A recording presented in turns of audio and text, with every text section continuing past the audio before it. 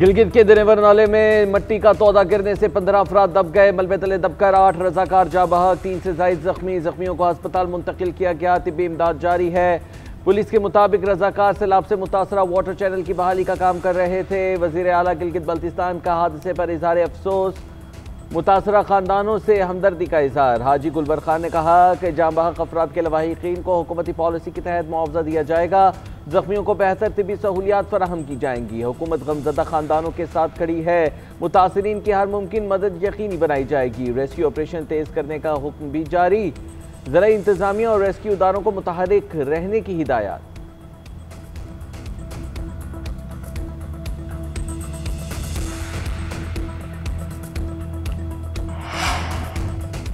सिहोनी फौज का गजा में अलशिफा अस्पताल के बाहर मीडिया कैंप पर हमला। 5 सहाफ़ी शहीद, अंस अल शरीफ, मोहम्मद करीका, कैमरा ऑपरेटर मोहम्मद जाहिर, मोहम्मद नौफिल और मोमिन अलीवा शामिल।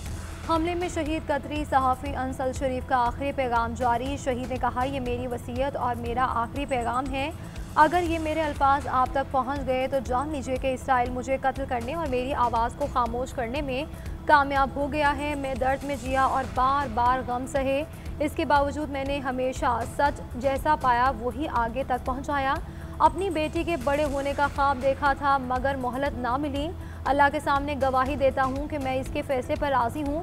गज़ा को मत भूलना, फ़लस्तीनियों के साथ खड़े रहना, फ़लस्तीन और इसके लोगों की आज़ादी के लिए पल बने। और इसराइली फ़ौज की गज़ा पर बमबारी से अब तक 200 से ज़ायद सहाफ़ी और मीडिया कारकुनान शहीद हो चुके हैं। गजा में इसराइली दहशतगर्दी न थमी। सिहोनी फौज के पनाहगुज़ीनों के कैंप्स और इमदाद के मुंतज़िर अफराद पर भी हमले। 24 घंटों में मजीद 68 फ़लस्तीनी शहीद। गजा में भूख की सूरत हाल बरकरार, मजीद 5 अफराद जान की बाजी हार गए। फ़लस्तीनी अथॉरिटी के मुताबिक 22 माह में इसराइली हमलों से 662 फ़लस्तीनी खिलाड़ी और स्पोर्ट्स अहदेदार शहीद हो चुके हैं। हमास की नेतन्याहू के जंग जारी रखने के बयान की मजम्मत। कहा, नेतन्याहू का बयान हक़ाइक़ छुपाकर गजा के जंगी जराइम का जवाब देने की कोशिश है। नेतन्याहू गजा जंग को तूल देने के लिए अपनी यरगमालियों को इस्तेमाल कर रहा।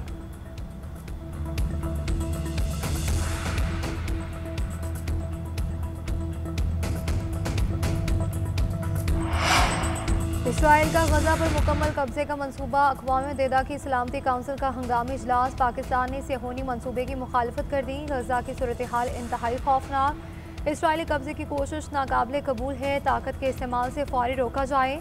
इसराइल की मदद करने वाले अपनी पॉलिसियों पर नजरसानी करें। मुस्तकिल मंदूब आसिम इफ्तिखार का खिताब सिर्फ मुसम्मत नहीं, अमली इक़दामात की ज़रूरत है। कोई एक्शन ना लिया गया तो तारीख हम सब का हिसाब लेगी। इसराइल किसी कानून को मानता ही नहीं तो अक़वाम मुत्तहिदा में क्यों बैठता है? फ़लस्तीनी मंदूब का सवाल। फ़लस्तीनियों को बचाने के लिए इंटरनेशनल प्रोटेक्शन फोर्स भेजने का मुतालबा। चीन का इसराइल की जानिब से गजा पर कब्जे की किसी भी कोशिश की मुखालफत का ऐलान। जर्मन चांसलर ने कहा कि सिहोनी काबीना का गजा में फौजी तसादुम बढ़ाने का फैसला हैरानकुन है। कराची के इलाके मंगूपी में सिक्योरिटी इदारों का मुश्तरका ऑपरेशन। कलअदम तंजीम फितना खारिज के 2 दहशतगर्द गिरफ्तार। असलहा बरामद। गिरफ्तार दहशतगर्दों की शनाख्त अब्दुल वकील और अजमल के नामों से हुई। तर्जुमान CTT के मुताबिक दोनों दहशतगर्द अफगानिस्तान से तरबियत याफ्ता हैं। मुल्जिमान इंतहाई मतलूब दहशतगर्द शरीफुल्लाह के करीबी साथी हैं। गिरफ्तार दहशतगर्दों का ताल्लुक कला अब्दुल्ला बलूचिस्तान से है।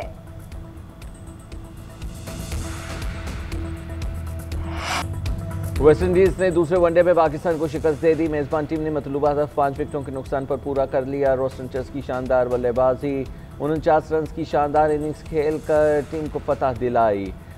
ग्रीन शर्ट्स ने पहले खेलते हुए 7 विकेटों के नुकसान पर सिर्फ 171 रन ही बनाए। बारिश के बायस मैच 35 ओवर्स तक महदूद किया गया था। 3 मैचेस की एक सीरीज से बराबर।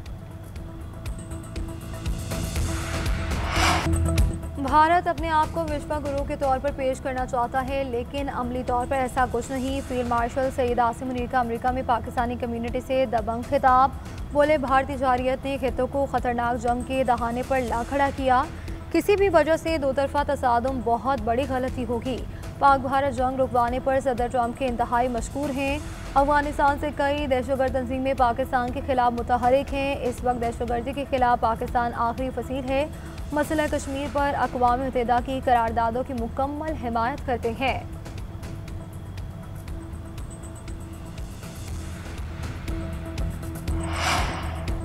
अमेरिका के साथ मुमकिन तिजारती मुआहदे की बदौलत भारी सरमायाकारी मुतवक्के है। फील्ड मार्शल सैयद आसिम मुनीर ने बैरून मुल्क मुकीम पाकिस्तानियों को ब्रेन ड्रेन करार दे दिया। बोले, हमारी तरक्की और खुशहाली दुनिया भर में बसने वाले पाकिस्तानियों से वाबस्ता है। महज 1.5 माह के वक्फे के बाद मेरा दूसरा दौरा पाक अमरीका ताल्लुकात के हवाले से एक नई जहद की अलामत है। सोशल मीडिया के हवाले से फील्ड मार्शल ने कहा, आज का सोशल मीडिया एक ताकतवर जरिया बन चुका है, लेकिन मुल्क दुश्मन अनासिर इसे अफरा तफरी पैदा करने के लिए इस्तेमाल करते हैं। अब हमारे सामने सवाल ये नहीं कि अगर हम उठेंगे, सवाल ये है कि कितनी जल्दी और कितनी कुव्वत से हम उठेंगे।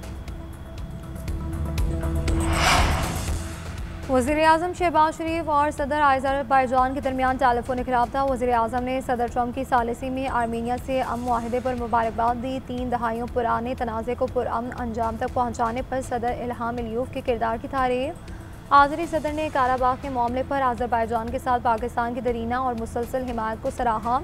शहबाज शरीफ ने कहा कि आपकी जुर्रतमंदाना और मुदब्बिराना क़यादत में खित्ते में बिलाखिर अमन कायम हो गया। आज़री सदर बोले कि खित्ते में पुरअमन माहौल से पाकिस्तान और वस्ती एशिया के दरमियान तरक्की और रवाबित बढ़ाने के नए मौक़े पैदा होंगे। दोनों रहनुमाओं को दो तरफ़ा ताउन के मस्बत अंदाज में इत्मीनान का इज़हार।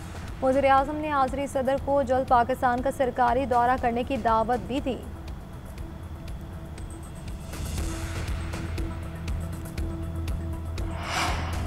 पाकिस्तान तहरीक इंसाफ के रहनुमा असद कैसर ने जनरल रिटायर्ड कमर जावेद बाजवा को तौसीह देना गलती करार दे दिया। कौम से माफ़ी भी मांग ली। साबिक़ गवर्नर सिंध मोहम्मद ज़ुबैर के हमरा प्रेस कॉन्फ्रेंस करते हुए कहा, आइंदा इस किस्म के फैसले का हिस्सा नहीं बनेंगे। सिविल इदारा हो या मिलिट्री, किसी में तौसीह नहीं होनी चाहिए।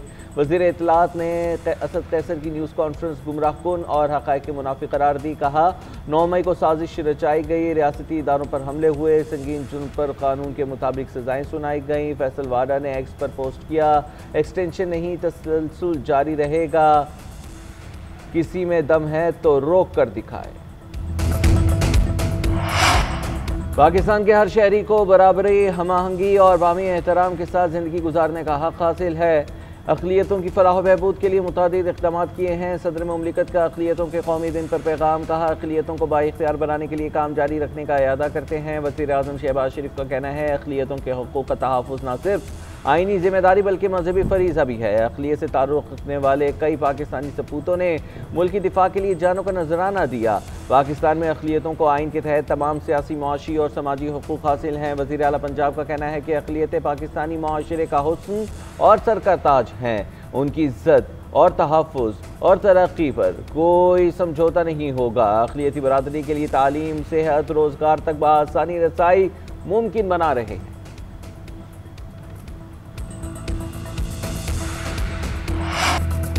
आ रही है जश्न की घड़ी, सज रही है हर गली। यौम आज़ादी में सिर्फ 3 रोज़ बाकी। मुल्क भर में आवाम का जोश खरोश उरूज पर, बच्चों की भरपूर तैयारी, सब्ज़ लाली परचमों, झंडियों और बैजेस की खरीदारी।